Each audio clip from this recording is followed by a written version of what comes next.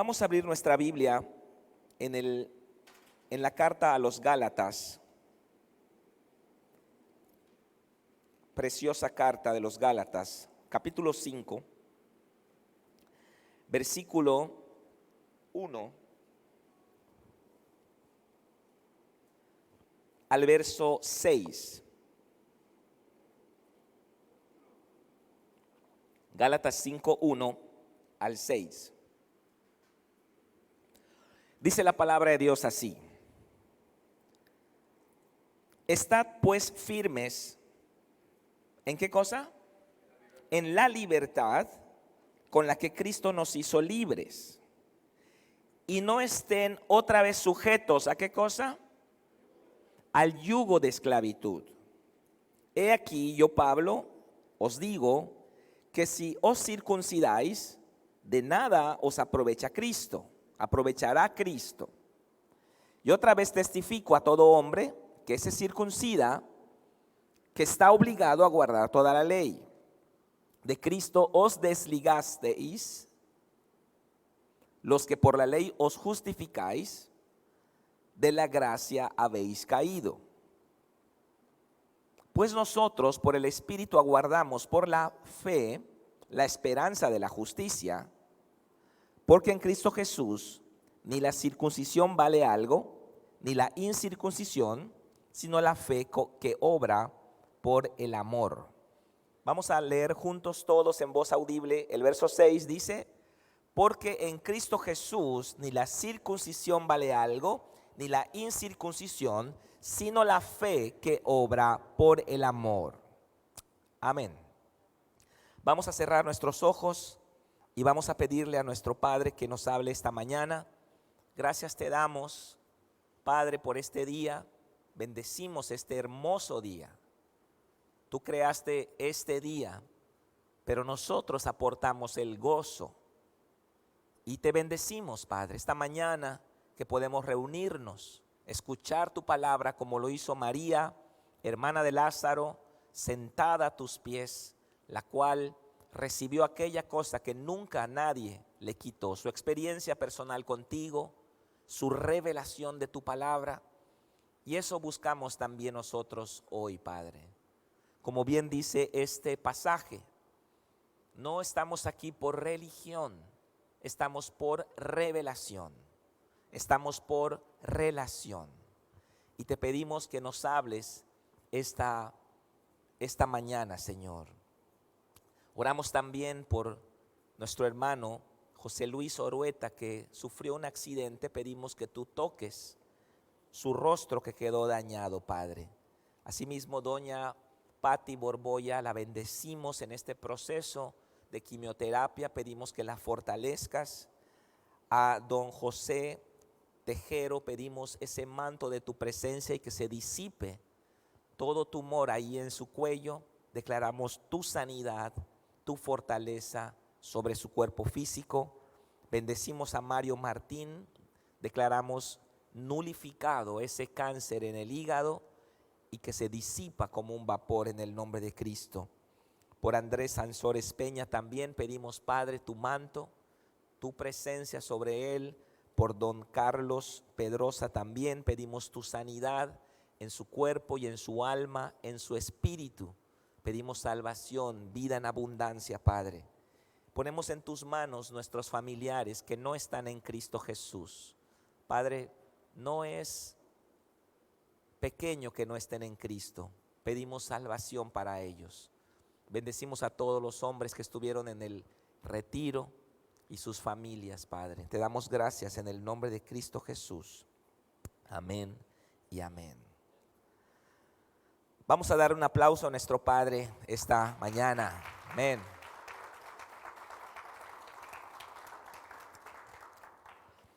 Tradicionalmente hoy inicia la Semana Santa. La Semana Santa es esa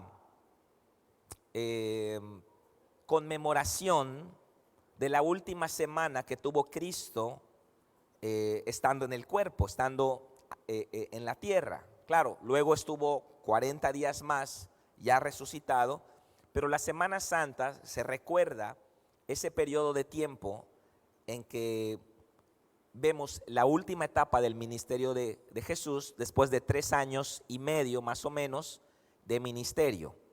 La Semana Santa tradicionalmente fue impuesta en el año 425 en el primer concilio de Nicea, donde también se establecieron los libros del Nuevo Testamento. También se definió la naturaleza de Cristo, la cristología, en contra de las enseñanzas de Arrio, que decía que Cristo era un ser creado, y se condenó el arrianismo hasta el día de hoy, que la versión arriana moderna serían los testigos de Jehová. Y también se definieron las fechas de la Semana Santa, la Pascua cristiana, 325, perdón. Estamos hablando del siglo IV, ¿ok? La Semana Santa inicia con el Domingo de Ramos, hoy sería el Domingo de Ramos, recordando la entrada triunfal de Jesús a Jerusalén, ¿verdad? El desenlace del ministerio sería en Jerusalén. Luego tenemos el lunes santo, que correspondería a el ungimiento de Jesús en Betania, ¿no? Cuando Jesús maldice la higuera, cuando va al templo, limpia el templo de los cambistas, ¿ok? Ese sería el lunes. El martes santo es cuando Jesús anticipa a sus discípulos su arresto, su muerte, ¿no? La reconveniencia de Pedro para que no vaya a Jerusalén, anuncia la traición de Judas también. Eso sucede el martes. El miércoles santo, Judas conspira contra Cristo en el Sanedrín, ¿ok? El jueves santo ya viene siendo la última cena, ¿verdad? El tiempo de Jesús con sus discípulos, la inauguración del nuevo pacto en la Santa Cena, que vamos a celebrar el próximo domingo. El arresto de Jesús en el huerto de Getsemaní ya de noche, recordando, claro, las diferencias con los días del calendario hebreo, que en el calendario hebreo el día termina al ponerse el sol. Entonces a Jesús lo arrestan en la noche, ¿verdad? Que para los judíos ya era viernes, pero para nosotros, que termina a las 12 de la noche, era jueves, ¿ok? Entonces, salvando esas diferencias.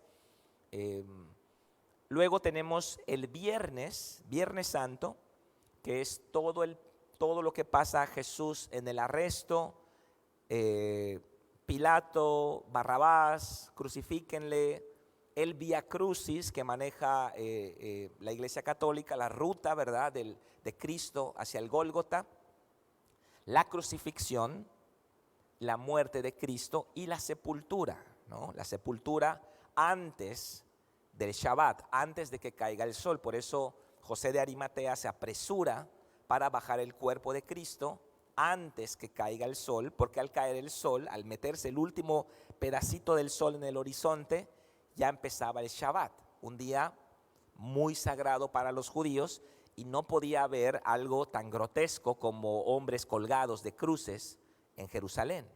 Entonces, el sábado santo correspondería al periodo de tiempo que Cristo está en la tumba, y luego tenemos el domingo de resurrección, amaneciendo el primer día, cuando ya está saliendo el sol del domingo, del primer día de la semana. Domingo, Dominis Dei, significa el día del Señor. Ese nombre también fue puesto siglos después, pero ahí en la Biblia le llaman el primer día de la semana, corresponde a domingo. Ahí es donde Jesús resucita y se aparece a las mujeres, se aparece a los apóstoles, ¿ok? La mujer tiene una participación tremenda en el ministerio de Jesús. ¿Cuántas dicen amén? A la mujer se le apareció primero el Señor, ¿ok? La cristiana no es feminista, la cristiana es hija de Dios, porque el feminismo parte de la base que la mujer es inferior. El fundamento doctrinal del feminismo es que la mujer, como es inferior, hay que mostrar supremacía, ¿no? Y hay que destruir las cosas, y hay que poner leyes para que levanten a la mujer, lo cual es completamente antibíblico. Cristo devuelve el valor de la mujer. Ok, esta es la tradición de la Semana Santa, ok, y ustedes saben que pues las fechas nunca coinciden. ¿Se lo han preguntado alguna vez por qué es así? la Semana Santa, la Pascua, el Carnaval, todas estas fechas que derivan del calendario litúrgico romano, pues caen en distintas fechas. ¿Por qué? Porque pues el calendario anterior al que tenemos era el calendario juliano. Nosotros nos regimos por el calendario gregoriano, que es solar, es decir, el año lo determina la órbita de la Tierra alrededor del Sol, ¿verdad? El día lo determina la rotación de la Tierra sobre su eje. Y los meses pues fueron bloques que fueron construidos, pero antes se regía el calendario por la luna, ¿okay? El calendario hebreo es un calendario lunar. La luna, sus fases de la luna, las fases de la luna no duran 30 días, duran creo que 29 punto y algo.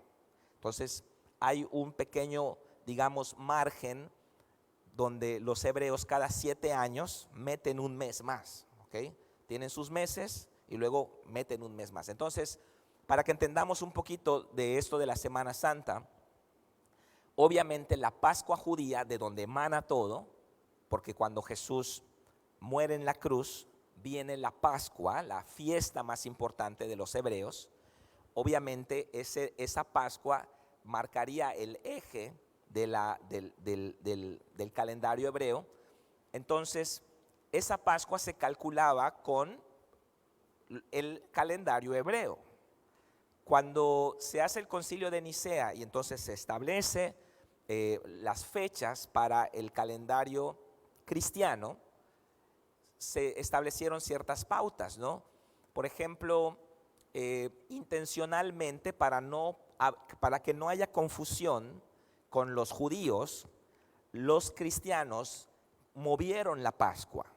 No recuerdo ahora la fórmula, pero es la segunda luna llena de no sé qué. O sea, hay una fórmula para calcular, ¿no? Pero no se calcula conforme a nuestro calendario, por eso cae siempre distinto. Por ejemplo, el 16 de septiembre, la independencia, pues siempre cae el 16 de septiembre, aunque el día de la semana es distinto, ¿ok? En el calendario hebreo no sucede eso. El Shabbat, cae sábado. Y eso, así están diseñados ambos calendarios. Entonces, pues tenían estas peculiaridades, ¿no? Y cuando se hace la migración, por así decirlo, al calendario gregoriano, pues ellos dijeron, ¿y qué hacemos con estas fiestas litúrgicas? Pues dejémosla en el calendario juliano, en el calendario lunar, y nosotros, pues el calendario, digamos, civil va a ser el calendario gregoriano. Esa es la razón, ¿no?, por la que nunca cae las fechas de Pascua, Semana Santa, todas estas festividades que emanan del catolicismo, pues nunca caen en la misma fecha. Ahora, la Pascua, ¿qué es la Pascua? ¿Okay? La Pascua es, ¿qué significa la palabra Pascua? A ver, los que pasaron fundamentos, ¿qué significa, Yailin? ¿Qué significa? Pasar por arriba, eso significa Pascua. Pasar por arriba, es una fiesta que se instituyó Moisés. Dios le dice a Moisés que instituyera la Pascua. ¿Cuándo? ¿Cuál fue la primera Pascua? Fue cuando salieron de Egipto, ¿verdad? La noche que ellos salen de Egipto, se les da las instrucciones: buscar un cordero macho de 1 año, inmolarle, es decir, hacerle una incisión en el cuello, tomar la sangre y con esa sangre en un recipiente pintar los marcos de las puertas de los hebreos. ¿Por qué? Porque, bueno, ese cordero estaba anunciando la venida del verdadero cordero. Cuando Juan el Bautista dice, aquí el cordero de Dios que quita el pecado del mundo, pues se está refiriendo obviamente a la Pascua. O sea, los judíos entendieron a qué se estaba refiriendo. El cordero no iba a quedar para siempre, solo era digamos, un aviso temporal, un paliativo, mientras llega el verdadero, el cual sería Cristo. Entonces, la Pascua judía era un aviso, nada más, no era la definición de lo que Dios quería hacer. Entonces, pues establece esa fiesta y justamente es lo que Jesús celebra en la última cena. ¿Ok? En la última cena Jesús celebra la cena previa al Shabbat de la Pascua. ¿Ok? El día siguiente ya sería el Shabbat, es decir, después de la crucifixión, que el día más, digamos, religioso de la fe judía, de la religión judía. Entonces, aquí es donde entran las conexiones entre el judaísmo y el cristianismo. Nuestro Señor Jesús, Él establece la Santa Cena la noche que fue entregado. Allá se celebra la Santa Cena, que es nuestra conmemoración más solemne que tenemos en el cristianismo. Nosotros ya no celebramos la Pascua. Para nosotros la última Pascua válida fue esa que celebró Jesús. La Pascua para nosotros ya caducó, porque el Cordero ya vino. Ya no estamos fijándonos en las sombras, ¿verdad? Nos fijamos en la persona ahora. La ley era sombra, era figura. ¿Okay? Por ejemplo, Carlos Alejandri, si yo lo conozco, yo veo su sombra, estoy parado, miro su sombra y digo, es Carlos. Pero me volteo y ahí está él, ¿no? Entonces, el antiguo pacto era la sombra de las cosas que iban a venir, de las realidades espirituales que iban a venir con Cristo. Ahora ya no necesitamos la sombra, porque ya tenemos a la persona, ya tenemos a Cristo. Toda la legislación, todo el ritualismo hebreo caduca. ¿Cómo? Con Cristo. Cristo es el Cordero de Dios, ya no necesitamos el corderito era la sombra. La tipología, ¿no?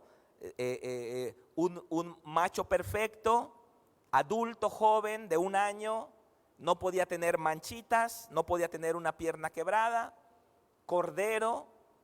Isaías 53 describe, ¿no?, a Cristo como cordero, enmudeció, fue llevado al matadero, delante de sus trasquiladores, no abrió su boca, aunque no se halló pecado en él. Entonces encaja todo, ¿no? Dios dando pistas para reconocer al Cordero de Dios. Y los judíos hasta el día de hoy siguen sin reconocer a Cristo. Entonces la Pascua es la base de la Semana Santa, ¿no? Nosotros ya no celebramos la Pascua. ¿Celebramos qué cosa? La Santa Cena. Nosotros ahora celebramos la Santa Cena. La Santa Cena es la evolución de la Pascua hebrea, es el equivalente evolucionado en el nuevo pacto, en el cristianismo. ¿Ok? ¿Se entendió? Entonces ahora nosotros celebramos la Santa Cena y eso es lo que Jesús inaugura. Pero el apóstol Pablo nos habla en este pasaje de varias cosas muy importantes.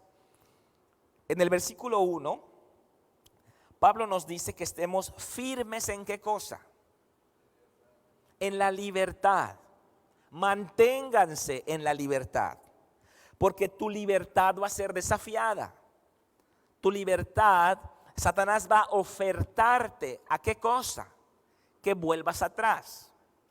Cristo te hizo libre, Cristo te sacó debajo del yugo de Faraón, Cristo te sacó de Egipto, cruzaste el mar rojo, el cual es el bautizo, no regreses a Egipto. Pero ¿qué hacían los israelitas? ¿No? Decían, queremos regresar, designemos un líder y volvamos a Egipto. Se les había olvidado que ahí ellos eran esclavos.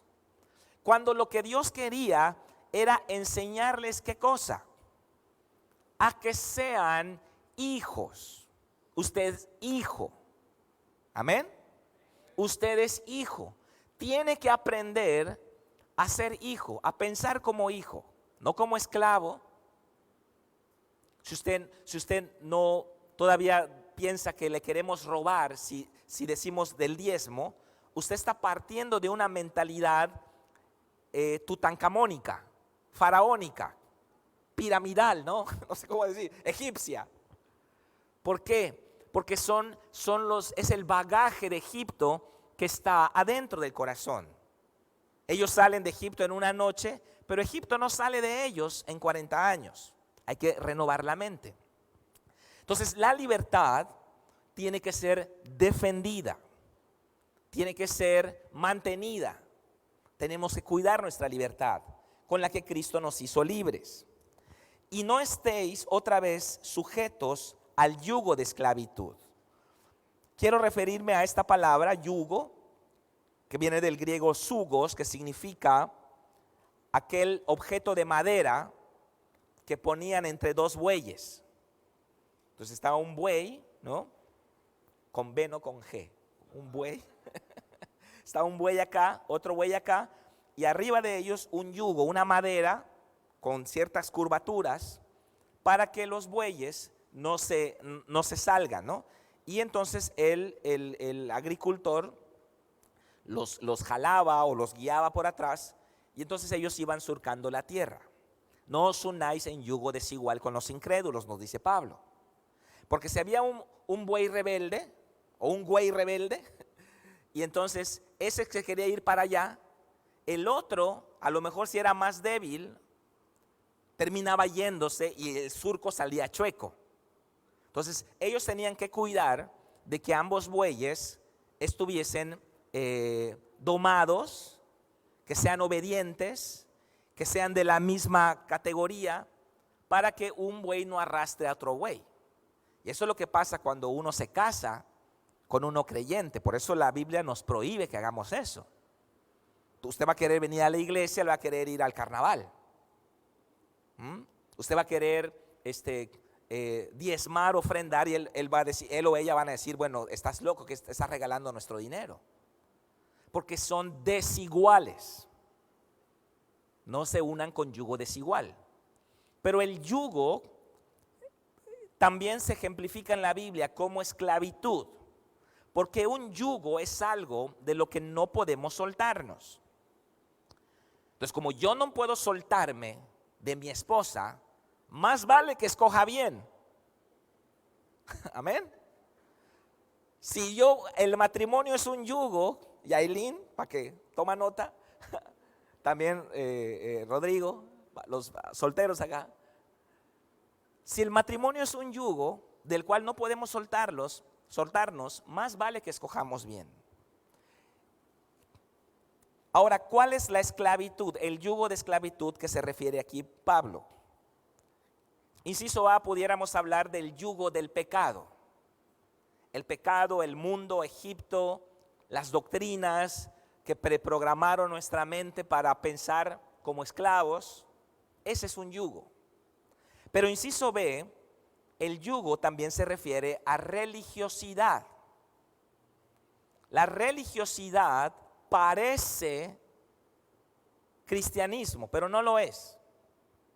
Solamente son las formas externas, pero no está el corazón presente.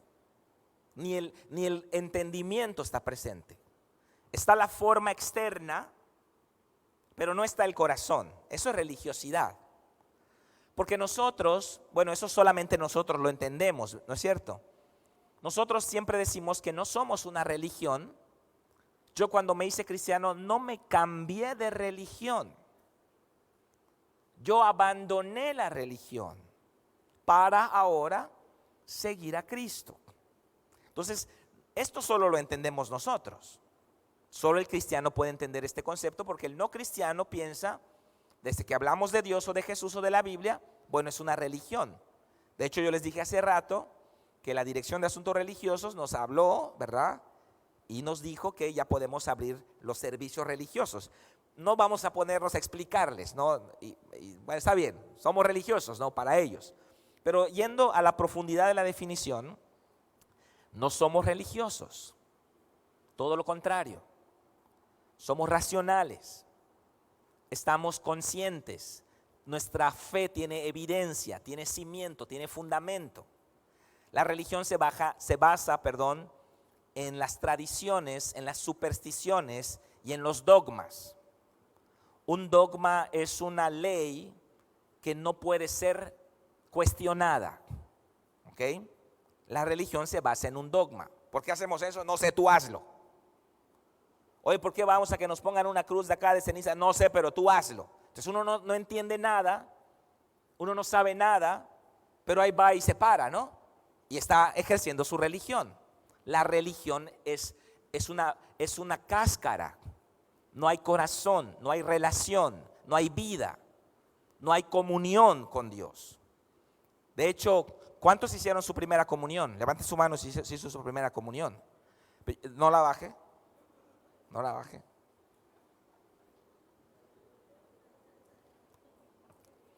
Esa primera comunión no fue su primera comunión. Su primera comunión fue cuando aceptó a Cristo, porque fue la primera vez que tuvo comunión con el Dios verdadero. Esa fue su verdadera primera comunión. Entonces yo ya hice mi primera comunión, la hice a los 11 años, pero esa no fue. Esa fue un acto, un ritual ceremonial, donde mi corazón no estuvo presente. Pero cuando yo acepté a Cristo en 1995, no me vistieron de blanco con una velita blanca y un librito blanco y zapatitos blancos, pero fue mi primera comunión, la primera vez que tuve comunión con Jesús. Entonces, el cristianismo no es religión. Y las religiones no son cristianismo tampoco. Así que el yugo del que habla Pablo acá puede utilizarse del pecado también, sí, pero el que está hablando Pablo acá es la religiosidad, es un yugo. Uno tiene que romper ese yugo. ¿Cuándo se rompe ese yugo? ¿Usted sabe cuándo se rompe el yugo de la religiosidad? En el bautismo. Ahí se rompe. Cuando uno se bautiza, rompe su yugo religioso para entrar a la dimensión de la relación personal con Cristo. No importa incluso si alguien nació dentro de una familia de fuente de vida. Yo le he dicho a los hijos de los líderes, he platicado con ellos y les digo, qué bueno que tus padres te trajeron desde niño. Pero cuando llegas a un punto en tu vida, ya no vienes por la fe de tus padres, ahora es la fe tuya. Y les hablo del bautizo, 12 años, 13 años, empezamos a bautizar ya con la fe del joven. Qué bueno que mi papá me trajo, qué bueno que me enseñaron la Biblia de niño, 5 años, 4 años, 6 años, pero ya no camino con la fe de mi papá, ahora camino con la fe mía. Entonces el yugo de esclavitud son la religiosidad que ata el alma de las personas. Ahora vamos a ver, pues, gente, ¿no? Yendo al malecón de Progreso, embriagarse, pero el viernes estar en el Vía Crucis en las iglesias, ¿no? y la vigilia, no comas carne, no, pero pásame las chevas. Las chevas no son carne, tun. Y todas esas cosas son completamente irracionales para nosotros que conocemos la verdad, porque corresponden a una esfera religiosa. La religión no es racional. La religión se basa en tradición, se basa en dogma, se basa en superstición. La persona no entiende lo que hace, no hay vida en lo que hace, pero lo hace. ¿Okay? Les decía que el dogma son ciertas afirmaciones que no pueden ser rebatidas. No sé si lo sabían, en la religión católica el Papa establece dogmas. Y si el Papa dice que el cielo es verde, pues ya es un dogma y ese dogma no puede ser rebatido. Partiendo de esa definición, el mundo moderno tiene sus dogmas también. El evolucionismo también pudiera ser, bajo esa perspectiva, considerada una religión. Las ideologías, el comunismo, también pudiera ser considerada una religión porque se basan en dogmas que no pueden ser rebatidos. Que los promotores de esas ideas no aceptan que uno cuestione sus argumentos. Es como una religión. De hecho, la ideología de género cae dentro de la categoría de una religión. Pero nosotros somos llamados, dice el apóstol Pablo, a tener un culto ¿qué? Racional. Un culto donde nosotros, nuestra fe no es una fe ciega.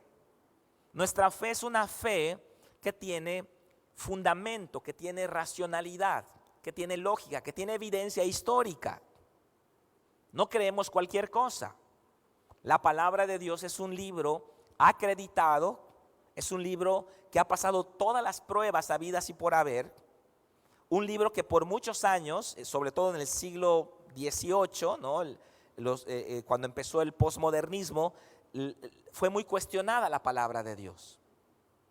Pero hoy por hoy, mientras más avanza la ciencia, cada vez más se comprueba que la Biblia es la palabra de Dios. Incluso cuando este hombre, Francis Collins, salió a hablar del genoma humano, y él dijo científicamente, ya comprobamos que no existen las razas, que existe la raza humana, no existen las razas, todos pertenecemos a la misma raza. Después de decodificar todo el código genético del ADN, pues no hizo otra cosa que corroborar otro postulado bíblico, que dice la Biblia que Dios, del linaje de una sola carne, de una sola sangre, hizo a todos los seres humanos. De una sola sangre, así lo dice. De una sola sangre salió todo el género humano. Entonces la Biblia es un libro 100% acreditado y nosotros creemos en la palabra de Dios. El segundo punto es la libertad.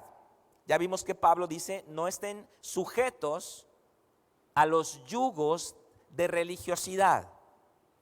No crean cualquier cosa, solo porque suene científico, solo porque digan ese mantra religioso está comprobado científicamente. Eso ya es un mantra, ¿no? Parece que tienes que aceptar lo que voy a decir porque está comprobado científicamente. Entonces, no seamos tan fáciles de engañar. Estén firmes en la libertad con la que Cristo nos hizo libres. La libertad depende de la verdad. Si no hay verdad, no hay libertad. Tiene que haber una fundamentación de verdad para que exista la libertad. Cristo mismo lo enseña. Conocerán la verdad y la verdad va a resultar en libertad. Tenemos que conocer la verdad, estudiar la verdad, profundizar la verdad.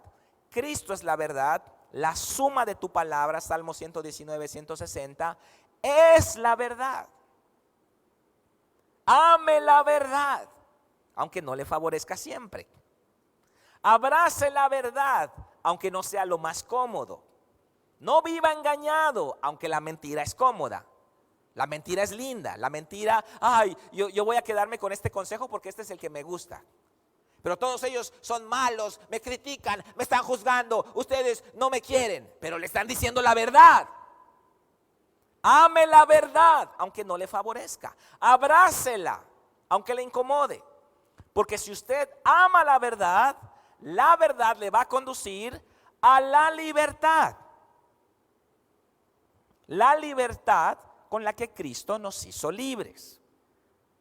Esta es la libertad verdadera, la libertad evangélica, la libertad cristiana. Esta es la verdadera libertad. No salir allá a pintarrajear monumentos, eso no es libertad. Eso es esclavitud. La libertad no es hacer lo que usted quiera, cuando quiera y con quien quiera. Eso no es libertad. Esa es la fórmula de la esclavitud. De hecho, si usted analiza cada problema que tiene hoy en su vida, cada problema que se metió en su vida, usted llegó a ese punto porque una vez hizo lo que quiso, cuando quiso y con quien quiso.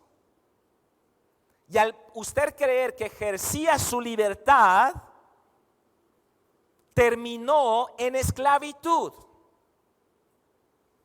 Así que la libertad no es absoluta, la libertad cristiana no es absoluta.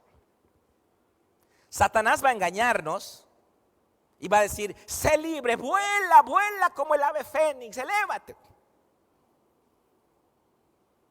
para que usemos mal nuestro libre albedrío y terminemos siendo esclavos del pecado, de los bancos, de las deudas, enfermedades, problemas familiares, porque no usamos correctamente la libertad. La libertad es un concepto bíblico. Eleuteria, ¿no? Es la palabra griega de libertad, que está restringida. La libertad absoluta no existe, hermanos. Porque si existiera la libertad absoluta, yo les atropellaría a ustedes en sus derechos. Mi libertad está restringida. Por eso los mandamientos empiezan con la palabra no. No robes, no mientas, no codicies, no adulteres. Porque mi libertad está restringida. La verdadera libertad se basa en la restricción, en la autorrestricción. Si tú no haces lo que quieres, cuando quieres y con quien quieres, al final tendrás libertad, tendrás dignidad, tendrás verdadera paz. Y eso es lo que yo quiero para ti, nos dice Dios. ¿Por qué cree que lo primero que hizo Dios cuando salen de Egipto es darle los mandamientos? ¿Por qué? Porque eran esclavos. Era un mercadote de 2 millones de personas que no sabían distinguir entre su mano izquierda y su mano derecha, y así está el mundo ahorita. Ay, si tú sientes que eres varón pero te gusta ese varón, ay, te apoyo, cuenta conmigo. Te amo, hijo, tienes mi apoyo. Está usted siendo irresponsable. Está conduciendo a su hijo a la esclavitud. Diga la verdad. Conduzca a la libertad. Disipule para que vayan a la verdadera paz. Ah, pero uno es el malo porque dice la verdad. Me estás juzgando, me estás criticando, no me amas. ¿Decir la verdad es no amar? No, uno quiere que le digan la verdad. Ah, no, pero esa verdad no. Esa es tu verdad. No es mi verdad. Bueno, eso no existe. No existe tu verdad, no existe mi verdad. Solo existe la verdad. Abrace la verdad. Eso resulta en libertad. ¿Qué es lo que hacían ellos? Regresaron a circuncidarse. Ya estaban, ya eran cristianos, ya habían nacido de nuevo, ya habían sido bautizados, y alguien se metió a inquietarlos a la iglesia, a decirles que tenían que circuncidarse, regresar al rito antiguo, cuando sabemos que así como la Santa Cena es la Pascua, así también el bautismo en agua es la circuncisión. Pero la circuncisión ya no se hace físicamente, se hace espiritualmente. Entonces los judaizantes se metieron a circuncidarlos a ellos. Y Pablo les dice, hey, si ustedes van a regresar a la religión, se deslindan de Cristo, se desprenden de Cristo, por lo tanto Cristo no está allá. Cristo no está allá. Y caes de la gracia, porque la salvación no está en usted. La salvación no está en usted. La salvación está en Cristo. No ha estado en usted la salvación y nunca estará en usted la salvación. Está en Cristo. Si usted tiene a Cristo, usted tiene la salvación. Si usted se deslinda de Cristo, se deslinda del paquete completo, se deslinda de la salvación.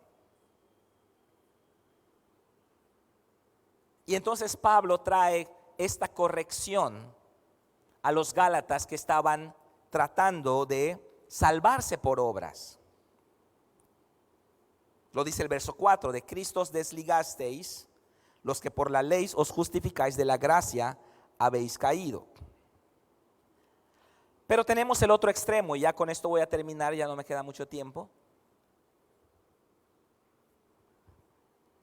tenemos que cuidar los extremos, porque antes estábamos en el yugo de esclavitud en la religión. Ahora Cristo nos llama a la libertad. La libertad, ya expliqué que la libertad no es absoluta. La libertad es limitada. Usted no puede ir a hacer lo que quiera. Necesita apegarse a ciertos parámetros restrictivos de la palabra de Dios para que usted permanezca en la libertad. Ay, pastor, pero eso suena muy retrógrada. Bueno, está bien, suena retrógrada, sí, pero es la verdad. ¿Suena anticuado que no tenga relaciones sexuales antes del matrimonio? Sí, suena anticuado, pero es la verdad. Es el estándar bíblico. Y haríamos bien en apegarnos no a nuestra ideología completamente contaminada por los estándares anticristianos del mundo, sino apegarme al estándar bíblico de nuestro Creador. ¿Quién sabe mejor cómo funciona esta cosa sino el que la creó? ¿Quién sabe mejor repararla sino el que la creó? Y así es también la palabra de Dios. Pero pudiéramos irnos al otro extremo y caemos en la otra zanja, ¿no es cierto? Está el periférico y están los 3 carriles, está la zanja por acá y la zanja por allá. Usted se va al extremo, se va a la zanja. La zanja de la religiosidad, la zanja del libertinaje. La zanja de la esclavitud bajo el yugo religioso, la zanja de la esclavitud bajo el pecado. No, vaya en el carril central. De hecho, es una perfecta analogía, porque si usted se da cuenta, los 3 carriles están limpiecitos siempre, porque allá está el flujo de autos. Pero el acotamiento, usted empieza a transitar en el acotamiento y empieza a escuchar las piedritas, ¿cómo está? Ahí está sucito. Y a veces ponen unas cositas allá, tuc, tuc, tuc, tuc, que suena, porque ya se está uno saliendo. Hey, te está saliendo. No te me vayas, mi chavo, te está saliendo del parámetro establecido, no por el pastor Carlos, no por Fuente de Vida, por el pastor Cristo. Y si uno, no, a mí nadie me va a decir lo que tengo que, cae, muere, ahí queda. Está bien, nadie te dijo lo que tengas que hacer, pero te fuiste, te moriste. Entonces, en el otro extremo, con esta definición termino, tenemos el antinomianismo. ¿Lo habían escuchado? Antinomianismo. Anti, en contra, nomos, ley. En contra de la ley. El antinomianismo es una corriente cristiana, entre comillas ponemos, que Lutero en el siglo XVI debatió con un hombre llamado Johannes Agrícola, que él predicaba el antinomianismo. Espero que no haya ningún antinomiano acá entre nosotros, porque tal vez pudiera yo ofenderle. ¿Qué enseña el antinomianismo? Johannes Agrícola decía: puesto que ya somos salvos por fe, y la salvación es por fe, sin la mediación de buenas obras, por la fe en Jesucristo y por la fe solamente, ya no es necesario cumplir los mandamientos de Dios. Y se van a la zanja los antinomianos, porque siguen robando, siguen mintiendo, siguen adulterando, ya cristianos. Y entonces vuelven otra vez, dice el apóstol Pablo, a quedar bajo el yugo de esclavitud y se deslindan de Cristo, caen de la gracia. Los dos extremos son malos. Los dos extremos son malos. Mi consejo esta mañana, hermanos, que seamos gente libre, responsable, libre, obediente. La libertad no se basa en que usted haga lo que quiera. La libertad se basa en la restricción de nuestro Padre. Él puso límites.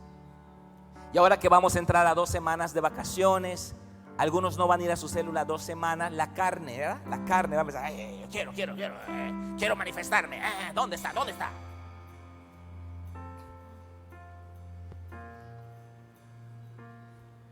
Por eso la palabra de Dios restringe, no el alma, la carne. La libertad es para el alma, no es para la carne. Una cervecita. Cállate en el nombre de Jesús, carnota. Y sujétese, sea firme, como dice Pablo, en la libertad en la que Cristo nos hizo libres. No estén otra vez sujetos al yugo de esclavitud. Sea un cristiano obediente. Ame la verdad, aunque no le favorezca. Abrace la verdad, aunque sea incómoda. Acepte la verdad, aunque usted quede mal. Pero le va a ser libre. Usted va a ser una persona libre para servir a Cristo. Va a tener paz verdadera y dignidad. ¿Cuántos dicen amén? ¿Cuántos lo van a hacer? Vamos a dar un aplauso a nuestro Padre Celestial y vamos a ponernos todos de pie.